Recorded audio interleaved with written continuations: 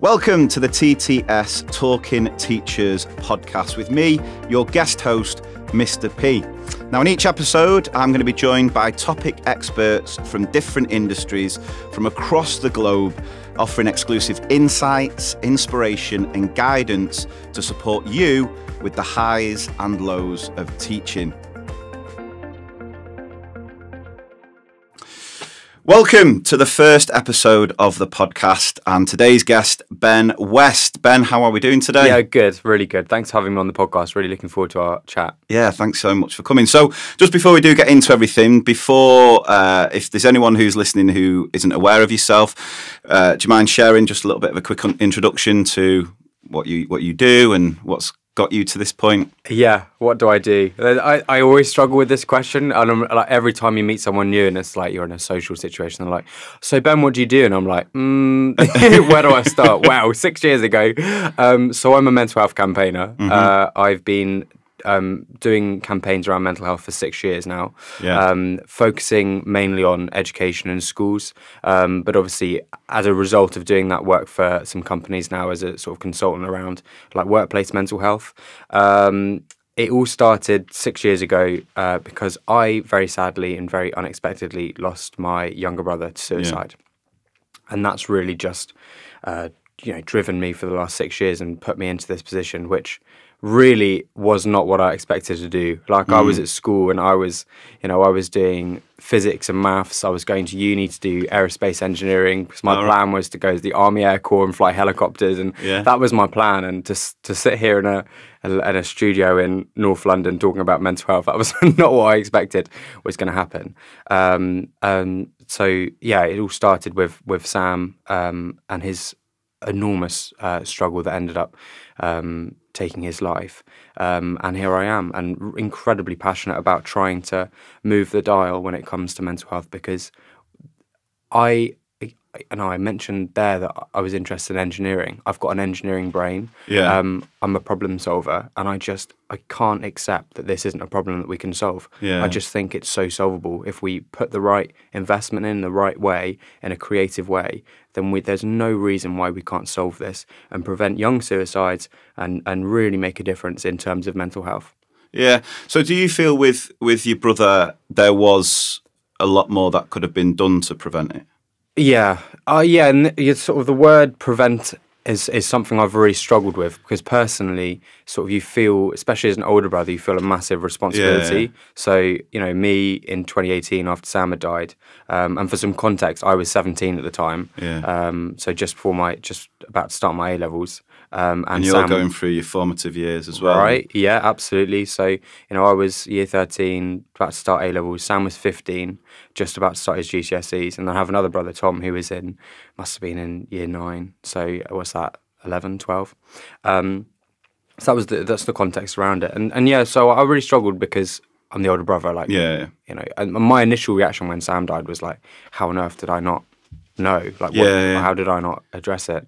I think I'm an older brother as well, so I'm similar to younger brothers, and I think I'd be exactly the same, sort of blaming myself, thinking, what could I have done?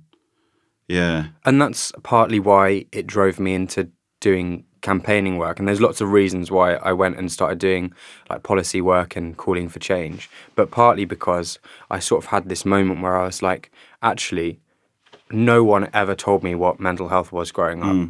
No one ever spoke to me about depression. Like, I was told in 2017, Sam had been diagnosed with clinical depression. My mum sat me down. Sam had been struggling for a few months at that point, probably maybe longer, and he'd got a diagnosis of clinical depression. And I sat there in my kitchen after dinner with mum telling me this, and I just went blank. I was like, no idea what that means. I honestly, my initial reaction was, how could you be diagnosed with being sad? That's not a thing. Just go out and kick a football. You'll be fine. So with your own mental health, I take it you were never. It wasn't a case that you'd experienced similar sort of thing. It was sort of a foreign idea to you. Yeah, and I'd never spoken about mental health growing up. I mean, not only was I not educated on it, but like my friend group we never spoke about emotions. I remember I was like, at the time I was in cadets, I was like, army, let's go and do all this. And I remember I had quite a huggy friend group, and so they'd try and hug me, and I would not reciprocate the hug. I remember so well. I'd just stand there, arms by my side, and think this is awkward and weird. Like that was the level of I'm not going to show any sort of emotion externally. It was wild. With being a man, yeah, because I think there's that sort of stigma, and where do you think that comes? Do you think that's a societal thing, and do you think that's changing nowadays? Do you think we are starting to move away from that sort of? Because I remember I sat through a training day once as a teacher where a guy talked about, it was more around young boys and sort of that phrase, the most dangerous phrase we can say to young men is man up, you know? And I feel that we are starting to move away from that a little bit, but it is still there. And you see it in the statistics around men's mental health.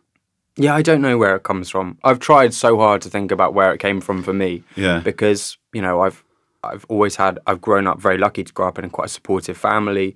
My parents are still together. I've been given like a healthy upbringing. My school's never been like particularly detrimental to my mental health. Like, so there's no one moment that I was like, oh, that's what a man is.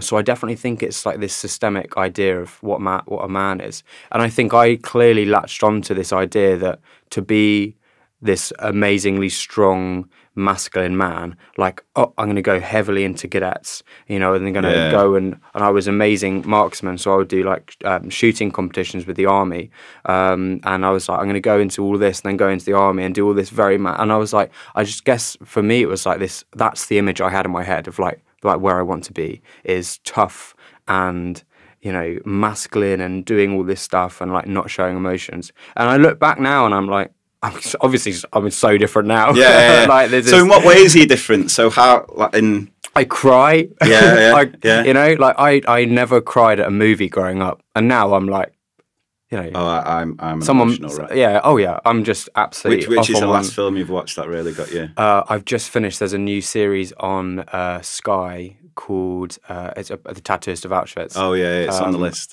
Is that absolutely heart-wrenching? Heartbreaking. Is it? Yeah. Yeah. I mean, I've read the book, and the book's just incredible, and it's equally like I was actually last night just crying into a curry. So yeah, that's. I mean, I'm much more open, and I talk about how I'm doing, right? Yeah. And like I'm really open with my mum and my girlfriend, and we talk about how I'm doing a lot, and particularly in my job, like I do have some incredibly triggering and difficult conversations with people. I sort of pride myself in my work of sort of not ever shying away from a conversation with people. So, you know, I'm talking to teachers almost every day. I'm talking to mental health nurses in the NHS and doctors and patients' families. And I absolutely love having those conversations. Yeah. I'm a shout volunteer, so I'm literally there in the moment of crisis, supporting someone that, in a lot of cases, are imminently at risk of death. So, like, my job has become this incredibly triggering thing, and so I've realised that actually, if I want to do this, I have to change how I perceive like my own emotions, and so I'm probably not as open as I'd want to be, but there's working on it. Yeah.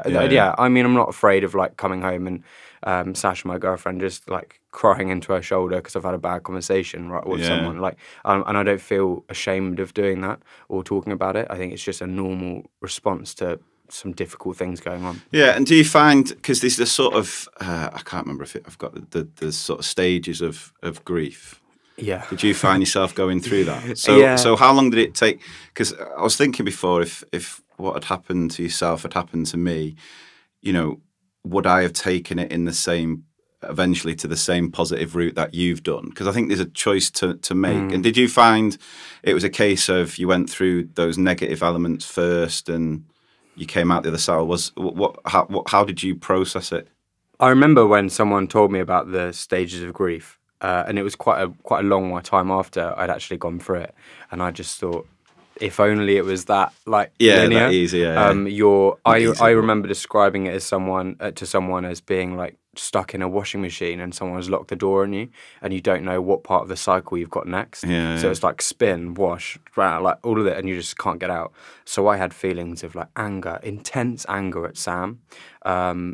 Just completely like he just, you know, done this on purpose to hurt us, which is obviously not true. No. I had intense anger at myself, intense feelings of guilt, of shame. You go through these endless what ifs of if I'd just gone upstairs slightly earlier that night, maybe we could have saved him, because me and my mum actually found him. And obviously, from a medical point of view, like, you know, the sooner you find someone in that situation, from a sort of first aid point of view, the more likely you are to sort of bring them back. Just the endless what ifs. But for me, the most difficult one was the guilt. And like I mentioned, being an older brother, like the overwhelming guilt. But not only around like what I could have said, but actually that night we'd had an argument, because for a long time, and anyone that's dealt with someone that has got ill mental health or suffers with poor mental health, you'll know that actually they are really difficult people to deal with. And I don't think that's not something that's a bad thing to say. Like, they can be really, really difficult and tiring and exhausting to deal with. And actually a part of me was I was already grieving losing the brother that I used to have, because he changed so much. He just wasn't as funny or as interactive as he used to be. And so I had an argument with him after dinner, and I think just shouted a few things after him as he left. And that was the last time I saw him alive. And for a long time, I just could not accept that that was what happened. And I'd convinced myself that the reason he died that night was because of what I said. And to the point where I wouldn't tell anyone what I said and how I felt, because I thought I was going to get arrested. Really? Yeah, I was absolutely convinced that I had broken the law and I'd like be done for manslaughter or something. Right. And we had at this time as well, you've got to put it in the context of my brain. It's just well, you're 17 yourself. Like, if 17, I think that's when I was 17, you think you know everything, but the fact is we're also still incredibly immature, aren't we, at that age? And we had police all over the house. Like, we were doing statements left, right, and centre for the police, and there was immediately my brain just went, oh my God, I've done this. This is me that's done this. Am I going to get found out? Right? And that just put this extra level of shame on top of what was already quite a guilty experience. So really for me, then going into the campaigning was, if I'm being honest, like, I was just hated myself. So I was like, I really want to do something positive, because I need to do something fun. Also, was there anything in particular that happened to trigger that change of mentality? Not really. It was like a survival instinct. Yeah. And I get what you said there about sort of having that choice of like whether you go and do something good or something bad. I've said this before, and I can't remember who I said this to, but it was an interview with someone, and it was after I'd won an award, right, which is great, and it's nice to be recognised, whatever. And it was quite a nice award, and I'd won like a few awards after the sort of my campaigning work in the early days, and I just remember thinking, like, the difference between me standing here with a trophy in front of a crowd that's clapping, right, and someone that's ended up addicted to drugs, on the street because they can't afford their mortgage anymore, and really struggling with their mental health and developing psychosis. The only difference is luck. And so I was given every opportunity to go and get addicted to drugs and get addicted to alcohol and really struggle and not do this, but for some reason, and I have no idea what that reason was, I just ended up doing something good and found my purpose and dopamine and like good happy feelings from this. But I started uni in September that year.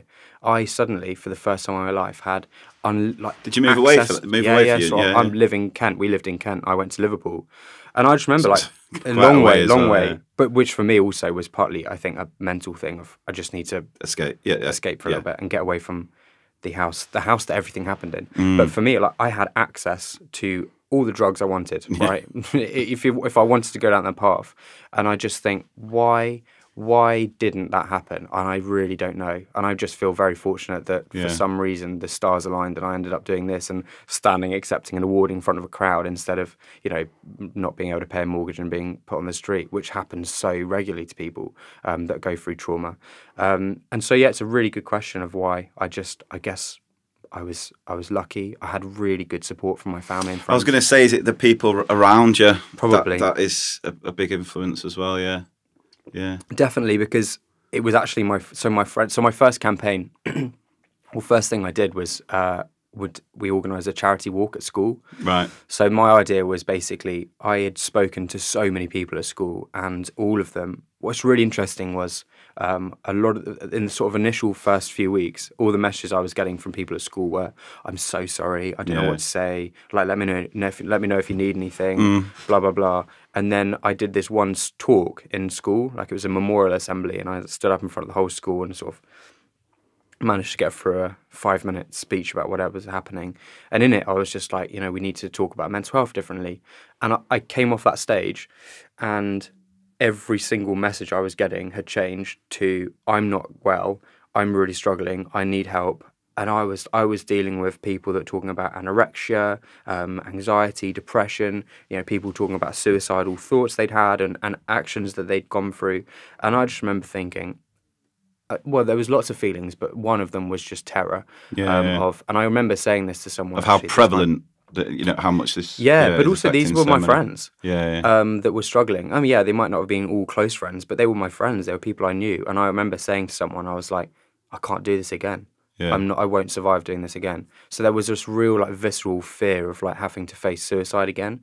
And so that was another reason why I just wanted to do something. And so we did this walk to basically get those individual people together, empowered to talk, because none of them were talking about this stuff. And I was like, how can we create a forum where we can encourage them to be able to share, these, in some cases, these mutual experiences that either of them didn't know, because we know how powerful sort of peer support and talking is when it comes to this. So we did this walk. That was a massive success. And then I realised after the walk that actually, if we're going to make proper change here, we need to start talking about policy and education policy, and the role that teachers play. Yeah, because I was just going to bring that into. So, what made you focus on schools as a starting point for that change? Well, firstly, I was in school. Yeah. So I sort of understood how schools worked. I had access to all these teachers, and I remember quite early on in what was going on, some of Sam's teachers were just like, I see this all the time. I don't know what to do. I don't know what to say. We're not given any training. I'm not given any education about what mental health is. I got teachers that I started talking to that were like, no one will understand the feeling of having an empty chair in a classroom and questioning what you could have done differently. And that's what a lot of Sam's teachers were facing, was this empty chair, and asking themselves what they could have done differently. So I sort of realised that there was this hunger amongst teachers to be better prepared and have better knowledge around this, but also, that teacher training was just not preparing teachers for what the reality of a classroom is. And so I started a petition to change teacher training standards to include basic mental health education as part of initial teacher training, which did incredibly well, the petition. It got something like 350,000 signatures, went to Downing Street, met Boris, which was a How was that? waste of time. Good little media opportunity, but more than that, it wasn't anything. But so that's where it all started, was identifying that actually, if we could better prepare teachers, and I've sort of realised now that actually we need to do so much more. But actually, that is such an important thing. You're presented with a room full of children. Like, why aren't we having conversations about what we're chatting about today? Basically, in essence, like things you can notice, what you can do if you do notice, and all of that. It just seems like a no-brainer. And I think the problem for a lot of teachers is that the mental health affects themselves with their job. I think the education system has sort of worsened the mental health of teachers, and sort of mentioned before that the education support charity have reported that I think primary school teachers' suicide rates nearly double the national average. So I think there's a crisis there with teachers, and I think unless we can recognise that and hopefully change that, we're not then going to be, it's like you can get happy children if you've got happy teachers. So I suppose the first point is focusing on the teachers themselves. And what do you think, first, for someone maybe like myself who's never experienced, what are the signs, or what sort of things do you think teachers notice if they feel that their mental health is worsening, if they're not aware of it? Yeah, it's a good question, and this is a really important topic because as much like we can talk until we're blue in the face about children's mental health, and we are at the moment. Yeah. Like you know, we've got a lot of talk politically around what we're going to do for schools and how we're going to change like education and support in schools. But really, like over the last few years, I've just not the conversation about teacher mental health just doesn't really exist on a major scale, and I think it's absolutely like the most crucial point of this. The things we can be looking out for. It's a really individual experience. But if you're suffering with like fatigue, you're tired, you're not sleeping well, or on the flip side, you're sleeping too much, your appetite's changing, you're losing interest in things you used to enjoy, things like that.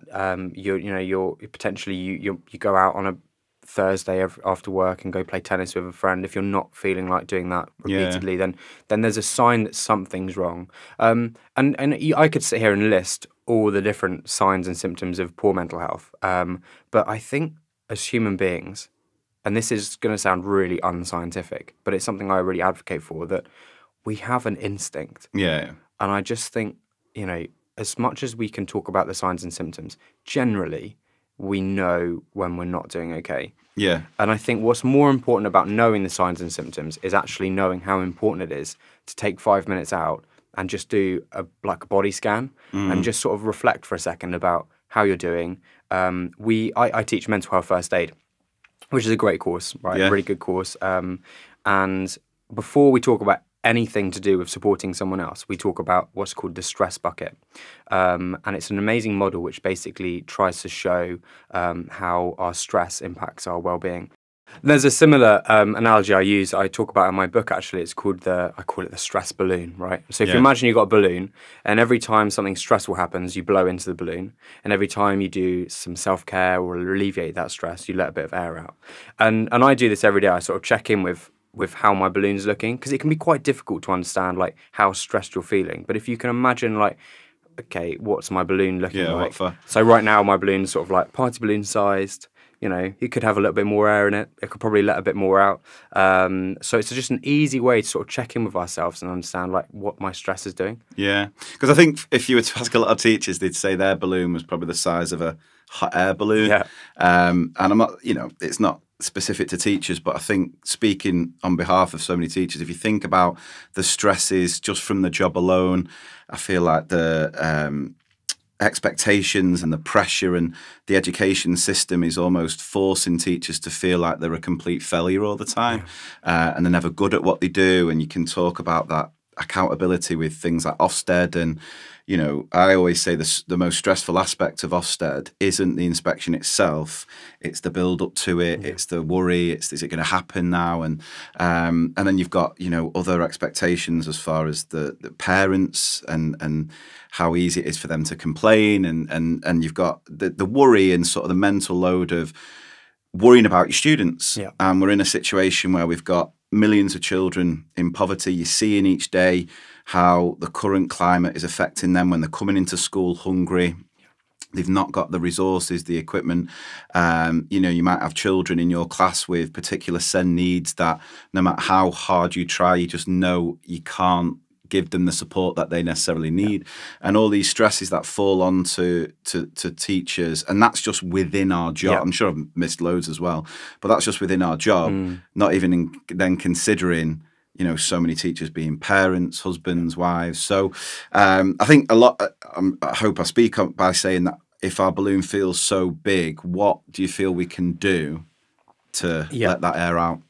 Absolutely, it's important to understand like what those stresses going into the balloon.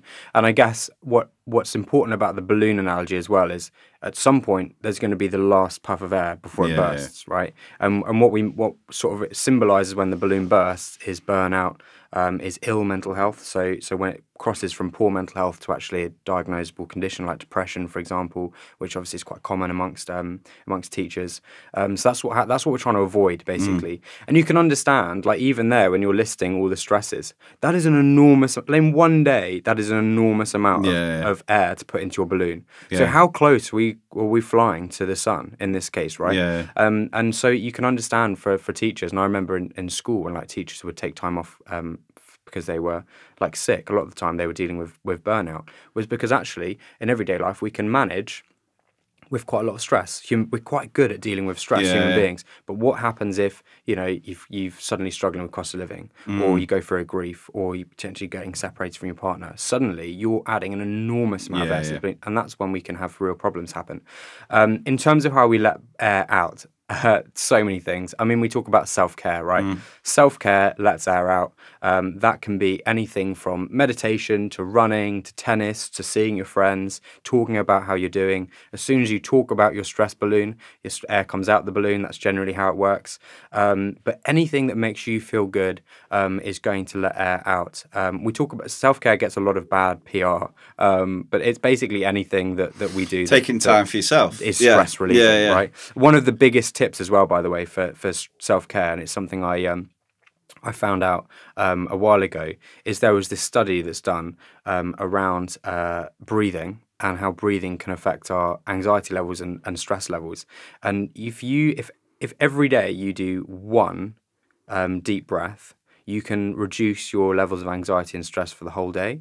Right. So everyone talks about meditation being really important for self-care, and everyone thinks that meditation is like sitting around in a circle saying so it becomes really inaccessible. But actually we can reduce our anxiety and stress by literally just taking one deep breath in, holding it for 5 seconds, letting it out slowly through our mouth for 5 seconds, and holding it at the bottom of 5 seconds. And that reduces your stress levels for the rest of the day. Wow. So it's stuff like that. And it's about also like working out what works for you and doing some research around it in terms of like stuff you can be trying. And crucially, trying to fit that in to your day, because if it doesn't fit into your day, you're just not going to do it. It's the same with people that are training for marathons, right? The number one reason why people can't train for a marathon and fail or get injured doing a marathon is because they haven't found a way of fitting their training into their life in a way that doesn't start pushing other things out, so it becomes unsustainable. If we really want to get serious about self-care, we work out how we fit it into our. So yeah, well-being I think is a massive focus in a lot of schools, and the mistake I think schools make is that they think it can be solved through almost like forced gestures. So you hear of a lot of schools. In fact, I put a post out on my social media asking teachers what are the sort of well-being initiatives that you feel have failed. And I just think with well-being, it's completely and utterly subjective. Yeah. So what works for yourself might not necessarily work for me. I think the best approach to it is to give teachers time. Yeah. And that's why I campaign about looking at ways to reduce workload, to give teachers time, and that is the best way in which to do it, because you can then use that time however you best see fit. So let's imagine that, you know, teachers are given that time for their well-being. Are there anything you would recommend doing to help with that sort of self-care and that reducing of the stress, letting the air out? Yeah,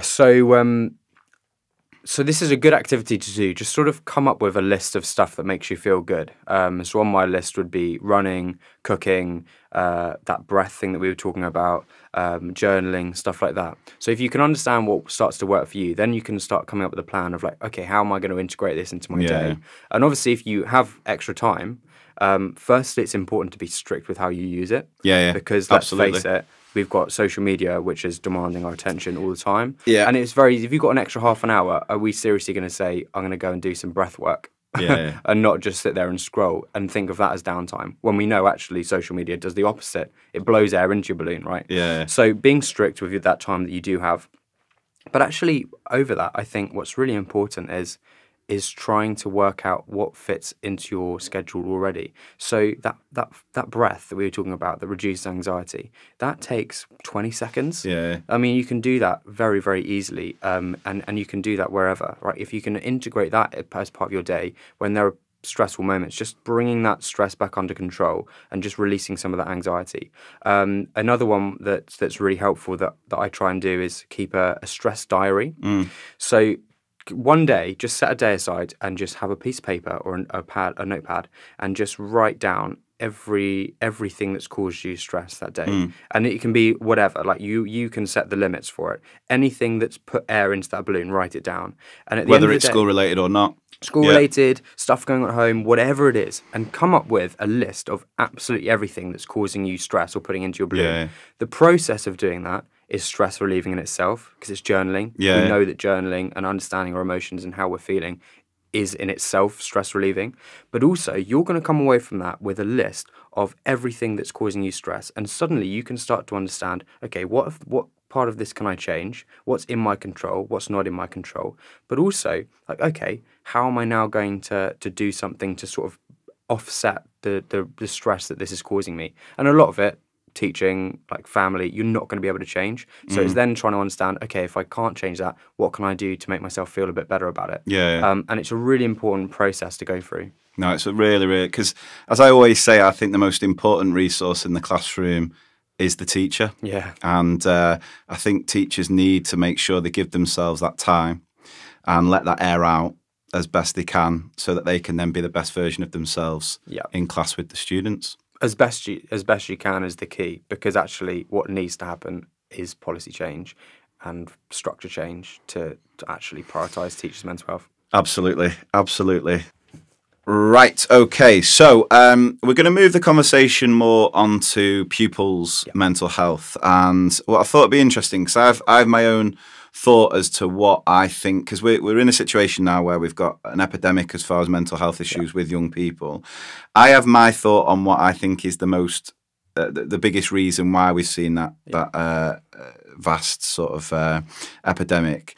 I'm wondering if you're on the same level. Yeah. So after three, if we shout the same, right? Are you ready? Okay, yeah. 1, 2, 3. Social media. Yeah, there we go. That says it all. Because I feel incredibly conflicted with social media, because on the one hand, my career has gone off in a way I never dreamt possible, where I'm getting lots of incredible opportunities through social media. I don't think would have happened. Don't get me wrong, work hard for it, put the graft in. But then I also see the detrimental impact social media is having on adults. Right. Mm-hmm. And then I've come to this realization that I feel now there is no benefit really to children under the age of 16 on social media. If it was up to me, I'd ban it. I just think there are more negatives. But we find ourselves in a situation. Now, I'm a primary school teacher, and I'll tell you this, that the time it takes sorting out issues around children using social media outside the classroom, and I feel so frustrated as a teacher because there's little to nothing we can do about it. You know, there's been times where parents have come to me and sort of said, my child's I've been picked on a WhatsApp group, and you're going, you know, what are you going to do about it? The parent will say, and in your head you're going, don't let them on WhatsApp at 7 years old. So, I mean, when you saying it's down to social media, where are your sort of thoughts with it? I comment it as similar to you. So I wouldn't be doing this without social media. I wouldn't have a job in this without social media. I make money on social media. It's like I wouldn't be doing this without it. But then again, like I've just come to the realization that social media and mental health just aren't compatible. And I just find it funny that we call it social media. Like we've got this generation of kids that's grown up with social media, with more connected globally than we've ever been in history, right? Yeah. And so on, like you can look at that and go, yeah, social, there's a social generation. They've got the highest rates of loneliness that we've seen in a very, very long time. Like every metric and measure and all the data shows us that social media drives disconnection instead of driving connection. And so how can we sit here with a straight face and call it social media? I just think that we need to really wake up. And we are, thankfully, with the likes of Ian Russell and Brianna Jai's mum, having really interesting conversations about the role that social media plays, but it is incompatible with mental health. You know, what we've got to realise is social media companies employ psychologists who study human behaviour to create platforms that are psychologically addictive. That's the reality of it. That's why that we have half an hour extra in our day, we're going to go and scroll. Or you end up doing the scroll where you just keep scrolling. Why? Because they've designed it to tap into every element of your brain chemistry that's just going to keep you there. They've hacked our dopamine, they've hacked everything because they know how to keep you there. And it is actually fascinating when you look at it from an outside perspective of what they've done. And when you are exploited in that way, the mental health impact of that is so obvious. It's so obvious that you're being exploited. So what would you say are the sort of mental health consequences in our young people? What are you seeing more of because of social media? Yeah, an enormous amount of stress, social stress. We've got an enormous amount of people that feel that they don't belong, that they're questioning their community and they're sort of heard. And I know I speak from experience there with what Sam was going through, where a lot of sort of what drove him was this idea that he didn't fit in, or he didn't know where he fit in. So was he on social media? He was on social media, yeah. And to be honest, I'm not really sure how he used it, but I know that he sort of everyone loved him. Like, he was really funny. But I guess you get to this point where you see everyone else's life and you see what everyone else is doing, and you suddenly go, "Why is my life so bad? Why am I not enjoying it? Why am I not at a party every weekend? Like, why am I not being invited to these things?" And you're like, in a normal human world, there's lots of things that I don't get invited to, and lots of people have much more entertaining and exciting lives than I do. Doesn't mean I'm not happy. And I just think that we've given this tool to children, and it's not healthy for them. This idea of having, like, rating your success on the number of likes as well, and popularity is just, it's so damaging to have a metric. I think a lot of adults are struggling with it. So I always, I know people who are constantly sort of comparing themselves to what they see online, and you think, we're fully grown adults. Think about children who have no real understanding of the world. They jump on these platforms 24/7, getting a constant feed of how wonderful, amazing, incredible, perfect everyone else's life is. And I feel we as teachers, educators, parents need to be talking more about, I mean, ideally not letting have access, but we've got to be doing so much more about talking, because one of my favourite quotes that I talk to my children about is this idea of comparison is the thief of joy. And I don't know who came up with it. I didn't. But I say it all the time, because I just think, you're always going to be unhappy if you're comparing yourself. And what social media does is it exacerbates that, where we're constantly seeing people who are doing better than us. But we're essentially comparing our lives to someone's highlights that they can choose to share what they, and I always say everyone lies. I think I try and navigate it better in that I understand that everyone will exaggerate what they post. We're always posting the highlights. So I don't compare myself to it, but I know so many people do, and I know so many young people. The other thing I've noticed, and this is one I've noticed with my own children, because as much as I'm saying I'd ban social media for under 16s, I'm a complete and utter hypocrite in that my 13-year-olds are now on social media. I mean, I limit it as much as I possibly can do. So they've got time limits. They've not got, I check what they're looking at and things like that. But I understand it's still going to do damage. But I feel conflicted in that. I almost feel like they'll be left out and they're missing out if they're not, because so much of their communication with the friends comes through it. The one thing I've noticed in the past sort of year, and I don't know if any other parents of teenagers have noticed this, is just how self-conscious they are. And, whereas a couple of years ago, if you wanted a nice family picture, no, now it's like, no, I don't. They're almost petrified of having an embarrassing moment caught and it being spread, and then that's it. And I just think that mentality, this is where I feel like I'm incredibly lucky. I grew up where, if something embarrassing happened at school, you'd laugh about it for an afternoon, maybe a day. Now, that's there forever. And I feel like we're really failing children, because they're not living in a world where they're getting to make mistakes and learn from those mistakes. They make a mistake, that sticks with them. That's, there forever.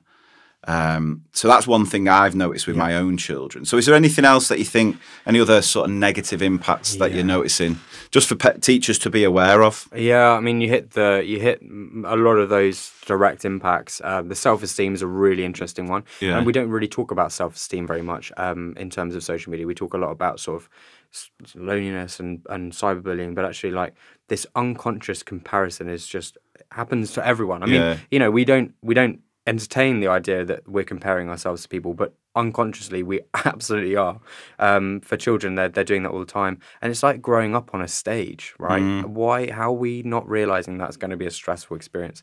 A couple of the other things that I think social media is very, very dangerous for is, firstly, a very unregulated access to some dodgy people. If you want to influence a child into do something, whether it's sexual nature or something else, you have that ability to do that you wouldn't have had before. Can't remember who it was. And it the was algorithm amazing. then plays into that, doesn't it? Yep. So if a child makes a mistake of watching a certain someone, Yep. and then the algorithm goes, they like this, send them more, and without even realising, Yep. you see more in that. Yeah. And very often the young person thinks it's a joke and it's funny, right? And so shares it with their friends. And I've seen that, and I've been involved in a police report for someone that was doing that online that I got shared in. So that's one of the dark aspects of social media. But also there is an enormous amount of content, particularly emerging on Twitch, that is encouraging behaviors like self-harm, encouraging suicide ideation, encouraging certain like damaging behaviors. Not even just talking about it, but like encouraging people to do it. Yeah, and I spoke to a person the other day who was just like, it was social media who taught her how to self-harm and encouraged her to do it as a way of coping with stress. And I'm like, well, two things have failed there. Someone hasn't educated you on positive self-care to start with, but also, people would be so shocked to find out what's actually going on in terms of like, and Sam, we know that Sam was accessing these sites as well, like seeing people and accessing stuff, talking about things that no one should see, and certainly no one should be talking about and encouraging people to do. Yeah. And so if we think about what we can do as teachers, what do you feel, just in that, with that aspect of social media, what do you think we can do? Because I think a lot of teachers feel their hands are tied because most of it happens outside of, most schools will ban mobile phones in class, but as soon as you're out of school, it's so what do you feel we can do as teachers to, I mean, I don't think we're going to be able to solve it, but at least help our students with it? Yeah, definitely. So I think education on positive self-care. Yeah. And again, that has really bad PR. How do we have a conversation basically about what actually makes them feel good and what doesn't? There's a really interesting way of supporting people. And actually, as teachers, I'd really encourage you to read this. It's called Motivational Interviewing. Right. And it's a great book. And it's all about like how we talk to someone in a way that's going to encourage their behaviour change without it coming across as accusational, patronising. And with social media, it's hard, and it's very similar to how you deal with an alcoholic, right? Yeah. If you go to an alcoholic and you say you've got a drinking problem, they're going to feel threatened and intimidated and attacked, and they're not going to respond well. But if you come from it from a sort of different point of view and ask questions and get them to give you the answer and get them to arrive at that conclusion, then they're going to be more likely to enact change. So if you come at it, instead of going, your social media use is bad or bad for you, instead of coming at it from that point, ask questions. So what do you think about social media? Like, how do you feel when you use social media? Like, what does social media make you feel? How do you feel when you're not on social media for some time? And hopefully through that questioning, they then arrive at the solution, the conclusion of, oh, social media is not making me feel good, or there's this other thing that I can do whilst. So and it's about persistency as well, but it's really important that we start not accusing and telling and preaching to people, but actually sort of allowing them to reach that conclusion. Making them realise that the system's the issue, not necessarily them. We give them pushes and hints and questions in a very like sort of teamwork's a good word to use this. We're working with them as a team to allow them to come to the conclusion that actually social media isn't fun, because you will not achieve, when someone's psychologically addicted to something, they're not going to admit that. If you start going, social media is bad, you shouldn't be on it. So it's a way of approaching it. And it's the same with if you're dealing with someone that's addicted to alcohol or drugs or gambling, you've got to allow them to reach that conclusion for themselves. If you tell them they've got, this problem, you're just going to disconnect from them and they're not going to listen to you. So this is where the ban's an interesting point as well, because as soon as we ban it, we're going to get people that are like, you've taken it away, blah, blah, blah. We saw that in America with TikTok potentially being banned, and the response was like they were having something taken away. They didn't realise actually, I mean, obviously American Congress did it for a different reason, but we were taking away a harmful product that was harming them.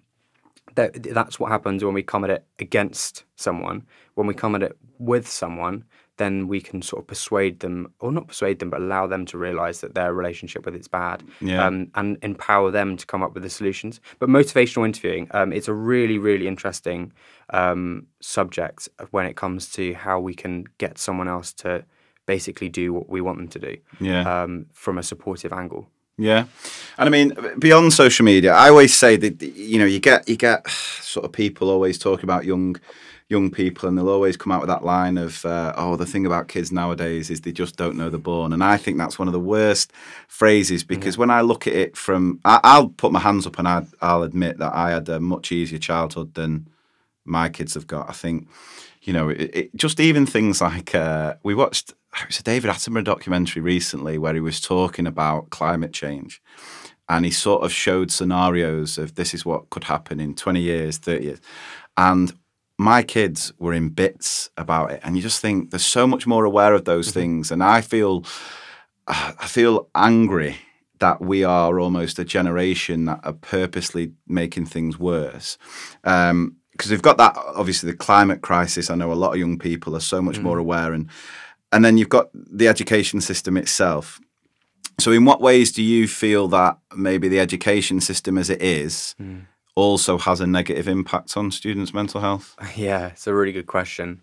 Education system. It's funny. A really interesting experiment is you go onto Google and you search for hospital ward 1940, right? Yeah. And you come up and it brings up like what hospital used to look like in 1940, and then you compare it to hospital ward 2024 or same surgical theatre, whatever, and you see the absolute enormous progress we've made in terms of medical care. You go to a school and you type classroom 1940 and you type classroom 2024, you're basically dealing with the same setup, the same practices, the same approach to education, the same approach to teaching and teachers, and it just feels like we haven't made progress and we haven't thought creatively about how we can upgrade this experience to improve teaching quality, but also the experience for teachers. So from my point of view, we have to get mental health at the centre of school. Like mental health's talked about a lot now, and it's sort of lost because we talk about it so much. We've sort of lost sight of what it actually means. Mental health is everything. It's basically the way we describe mental health is it's everything that affects the way you think, feel, and behave. Yeah. Right. So it's how we describe any health-related thing that affects the way we think, feel, and behave. Think, feel, and behave. There is absolutely nothing that you can do or experience that isn't impacted by the way you think, feel, or behave. So actually, mental health is you as a human being. So if we're not putting that at the centre of education, then education in itself is irrelevant, right? Yeah. Because we've just neglected how people think, feel, and behave. So it has to be at the centre, and we make it at the centre by actually prioritising it, by creating structures that allow for self-care and understand that. We integrate education from the first day you enter primary school, key stage 1, getting good quality, age-appropriate mental health education about, emotions and self-care and all of this.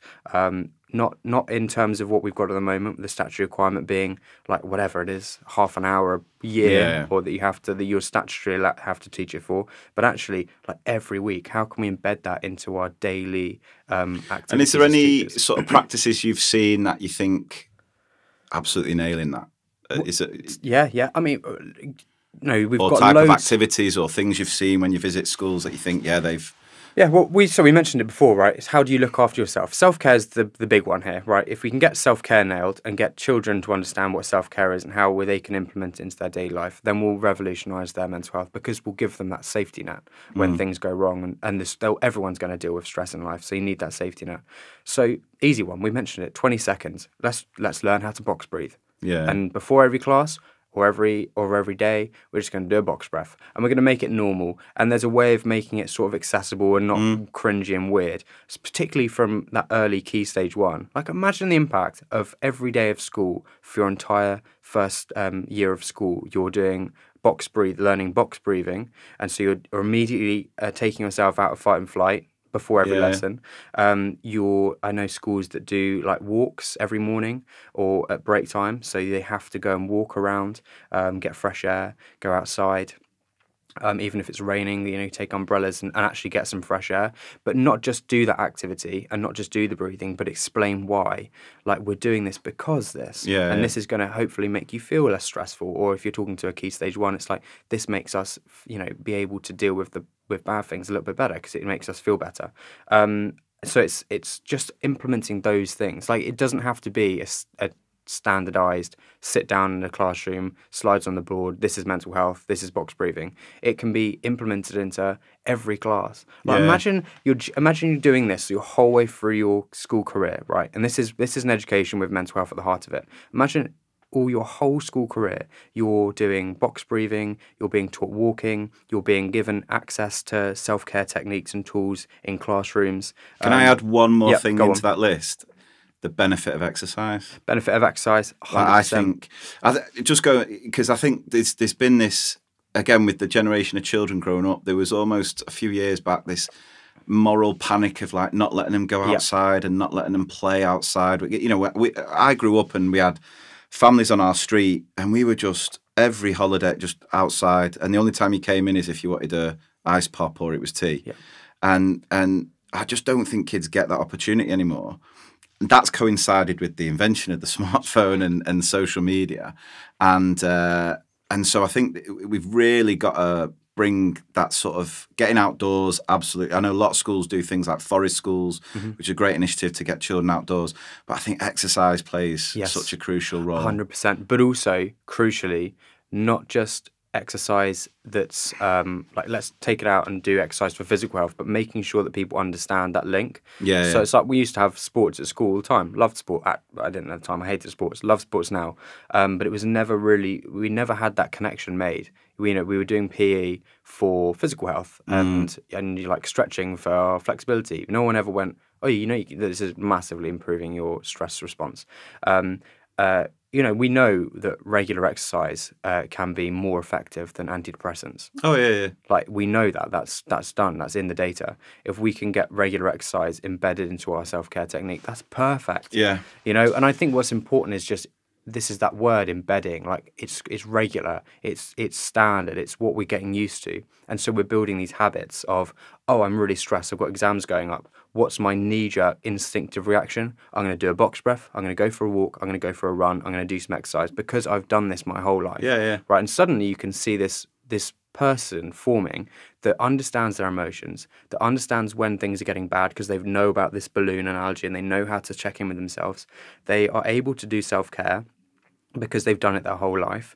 And then suddenly we add in this element of access to professional support, training for teachers to notice warning signs, and care pathways that exist that are timely and effective. Suddenly we've got this incredible situation where people are able to look after themselves, they've got the foundations for health, and when they're unhealthy, they can access support through people that are trained to get clinical specialist support for when they need it, and then get back to school and get back and recover. Like, that excites me because I'm like, all of those things, there is no reason why we can't do that. Because it's not necessarily a financial thing, apart from maybe the training and awareness, but there's no cost. But even that, we get that money back. Well, all the data shows that if we invest in mental health from a young age, the economy will improve. Only the only problem is politics doesn't work. 20 years it was 4. And I always say, like, the best form of prevention is education. And which is why teachers are being told to prevent training, safeguarding training, blah blah blah, because you are. And isn't that? I mean, you mentioned it earlier, like this sort of, there is a national sort of disrespect to teachers, and I don't mean like an active disrespect, but like almost like a misrespect. And I think it just says everything you need to know about the value of a teacher, that every single social issue that you can think of, there is some sort of government document that goes, training for teachers, safeguarding education for teachers. Doesn't that show you just how crucial teachers are to not just education, but every single pillar of society? Like, I think until we recognise that and pay them what they deserve, particularly in state, and give them the sort of environment where they can operate in and do all those things properly, like that. Like, I just struggle to understand how we misrespect teachers so badly, when simultaneously we're also producing all of this document that goes, oh, they can do that. They Yeah. can do that. Why has no one drawn the link between, oh, they clearly are really important. They can do more. So we give them the resources, the support, the in training. my personal opinion, Yeah. teachers can do more for public health than doctors. Oh, yeah, yeah. Right, that I think it's just obvious that if we get prevention right and education right. Education, because it's like we don't have I can't remember where I heard this, but we don't have like a health service. We have a sickness service. Yeah. Like so much of the issues we face around the impacts that can be preventable through education about, being aware of, what best foods to eat, what, there's so many aspects to it that can come through our education system if we adapt it to really focus on that. Absolutely. So let's imagine, so for teachers then, just going back to what you were saying there about identifying sort of potential signs of children struggling with mental health, what would you say are things to be aware of, look out for? Yeah, again, mentioned this in the first episode that we did about teaching mental health, but I think we're born with an instinct as human beings. We know when something's wrong. We've got that gut instinct. And I think as a rule of thumb, always follow that instinct. But some things you can look out for, very similar to your own mental health, losing interest in things you used to be interested in, fatigue, tiredness, dropping grades, unexpected dropping grades, unexpected drop in attendance or unexplained drop in attendance, things like changes in their appetite. Eating disorders amongst children are on the rise and are very, very dangerous. So sort of having that idea of if someone's eating habits are changing, not only could it be a sign of an eating disorder, but it actually could be a sign that someone's forming depression or has poor mental health. Overuse of social media, because social media, when we use social media, it gives us dopamine. If you're struggling with your mental health, you generally have a lack of dopamine, so it can help you. So stuff like that, not engaging, changes in their behavior, changes in their mood, and all of those things I've just said. Like if you witness someone going through that, instinctively you're going to go, "Oh, that's weird." Yeah. Jimmy's not usually like that. Well, that's the phrase, isn't it? Isn't usually like that is the warning And do you sign. find this is happening to children younger and younger now? Do you feel that there's a trend in this is not necessarily a issue for secondary? There's more children at primary. I think we will make a massive mistake if we only focus on secondary schools in terms of mental health. I speak to NHS professionals and psychiatrists regularly, and I've spoken to one in particular. And I asked her the question. I was like, "What's your youngest patient that you've seen?" 4 years old, for a complex and clinical and very severe condition. Like we can't just, and I've had this happen from schools when I've tried to work with schools and they've gone, "Oh, well, we don't really want to do it at year 9 because I think they're not really ready for this conversation." I'm like, look, I understand not having this conversation in a way that you would with an 18-year-old, but there are ways that we can deliver an age-appropriate conversation about mental health all the way through.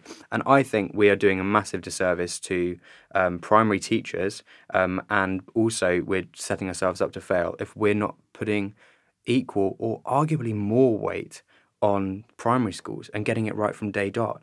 Like, why don't we learn to read when we're 15? It's because we can learn better when we're 4, right? So why are we learning self-care when we're 15 and not when we're 4? Or not even younger than that from parents, right? So I just think this needs to be embedded the whole way through. And arguably early years is like more important than when you've sort of formed. We know that 50% of mental health conditions form by age 15 as well. So having conversations with sixth form, for half of the people that are going to have to struggle with their mental health, it's too late. And just coming from this, from a parent's point of view, because I know there'll be lots of parents listening to this, what do you feel are the best conditions at home? Like, are there any tips for parents around creating a safe environment at home? And, I always joke about trying to get anything out of my kids, especially at this age now, but it's always been the case with school. My kids come out of school and you're sort of like, how was school today? Fine. Are there any pearls of wisdom around how we can open up discussions with our children at home? Yeah. Firstly, don't take it personally. I'm not a parent, so this feels a bit like I'm you're probably more qualified to give me advice. But, Yeah. but from my point of view, like, let's not take things personally. Generally, with people that are struggling, they'll say things, they'll be dismissive or potentially rude. Let's not take it personally. With children at the moment, you're growing up in an incredibly stressful world. So it's understandable as adults, if we have a stressful day, we might not say the nicest thing to our partner. Like, we might just be a bit dismissive or get angry easily, right? It's the same with a child. So let's not meet anger with anger. Yeah. And it's really important, because as soon as you do that, you sort of damage the bond where you're going to have a productive conversation. And I'd say, as well as sort of introducing self-care from an early age, and again, I keep coming back to that, it's my buzzword, but that is the foundations for health, is understanding how we let stress out of that balloon that we talked about. As well as that, understanding what we spoke about before, which is accusational support versus teamwork support. This book, Motivational Interviewing, I can't remember who wrote it, I'm so sorry, but it's a brilliant book for coming up with basically a very simple tool, which is how can you support someone without ever telling them what they're struggling with or what's going on. Yeah. We can say, I've noticed this, but it's all about asking questions, and asking open questions, and accepting at some point that the answer could just be, I don't want to talk about it. Yeah. And that's fine, but we're going to keep an eye on it, and just coming up with ways of gently asking. A really good opening question that anyone can answer and is a little bit more accessible than how are you and how was school is, on a scale of 1 to 10, how are you feeling? Yeah. Right? Because anyone can quickly be like 1. And I've used that with people that have not been willing to talk about their mental health. And I've used that question and suddenly they've given me like a 3. And I'm like, yes, we're getting somewhere, right? Because 3 is much easier to say than, yeah, school is bad. I'm having problems with this kid. And like, we just want a quick, easy measure of how you're doing. So stuff like that feels easy to answer. Because we've got to recognise as well that talking about mental health, and particularly talking about poor mental health, is really, really hard. Not because it's necessarily you that's stigmatising it as a parent, but actually because as a child you have no idea how to articulate how you're feeling. Yeah, and I think this is one thing that I'm hoping will change with our education system is I think for a number of years we have neglected oracy. Yep. And I think for a lot of children, they just don't know how to express themselves because they've not been taught it. But I also think as a parent, one thing is you know, we were sort of talking about this before around sort of being a role model with it. So I've had friends who have very much been like, I'm never going to cry in front of my kids. And I'm like, I cry all the time. If anything, my children sometimes will almost take the mick out of me because they're at that immature age. And it's like, no, I want them to see that actually being open and talking about things. And I will have conversations with them around, you know, I've had a really stressful day today because of this, this and this. Because I just think it's so important to have that open dialogue. So I think it is, you know, I think we all play a really vital role, don't we, in the mental health of our children, from being a teacher, being a parent.